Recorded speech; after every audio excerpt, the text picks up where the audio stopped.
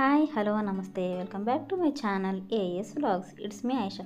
ఎలా ఉన్నారండి అందరూ? నాతో కామెంట్ సెక్షన్లో షేర్ చేసుకోవడం అస్సలు మర్చిపోవద్దు. తినడానికి ఇష్టంగా చేయడానికి కష్టంగా అనిపించే రెసిపీతో అయితే నేను మీ ముందుకు వచ్చేసానండి. కష్టం అన్నాను కదా అని చెప్పి మరీ అంత కష్టం అనుకోకండి. ఇది చేసేంత వరకు కూడా నేను కూడా కష్టంగానే ఉంటుందని అనుకున్నాను.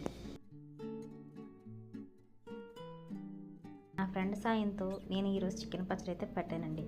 తను చాలా ఈజీ ప్రాసెస్ చెప్పింది. దానికోసం చికెన్ని ముందుగా చిన్న చిన్న పీసెస్గా కట్ చేసుకొని అందులో కొంచెం అల్లం వెల్లుల్లి పేస్ట్ వేసుకొని కొంచెం వాటర్ పోసుకొని కుక్కర్ పెట్టేసేయాలి. దాన్ని 2 విజిల్స్ వచ్చేంత వరకు ఉడికించుకోవాలి.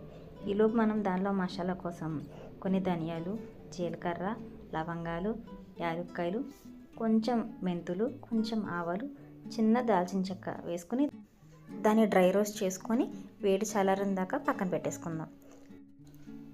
తర్వాత వేరొక ప్యాన్ తీసుకుని దాంట్లో ఆయిల్ పోసి కాగనివ్వాలి. ఈలోపు ముందుగా మనం డ్రై రోస్ట్ చేసి పెట్టుకున్న మసాలాని పౌడర్ చేసి పక్కన పెట్టేసుకుందాం. తర్వాత ఈ ఆయిల్లో ముందుగా ఉడికించి పెట్టుకున్న చికెన్ వేసి బాగా ఫ్రై అవనివ్వాలి. చికెన్ అంతా గోల్డెన్ కలర్లోకి వచ్చేంత వరకు ఫ్రై చేసుకొని తీసి పక్కన పెట్టేసుకోవాలి.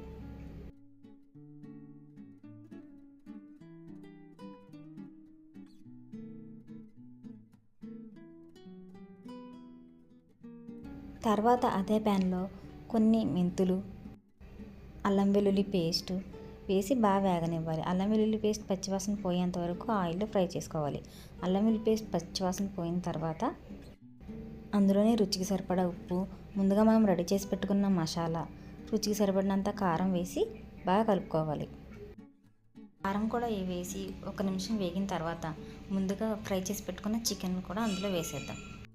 అలాగే కొంచెం నిమ్మరసం కూడా వేసి కలిపేసుకుని పక్కన పెట్టేసుకుంటే అంతే, ఎంతో టేస్టీగా ఉండే చికెన్ పచ్చడి రెడీ. చూసారా ఎంత ఈజీగా అయిపోయిందో? చేసేంత వరకు నేను కష్టమే అనుకున్నానులేండి, కానీ అంత కష్టంగా అయితే లేదులేండి. ఈ పచ్చడిని వెంటనే అయినా తినేయచ్చు, లేదా ఒక రోజు ఆగి తింటే టేస్ట్ ఇంకా బాగుంటుంది. నా వీడియో కనుక మీకు నచ్చినట్లయితే లైక్ చేయండి, షేర్ చేయండి, సబ్స్క్రైబ్ చేసుకోండి.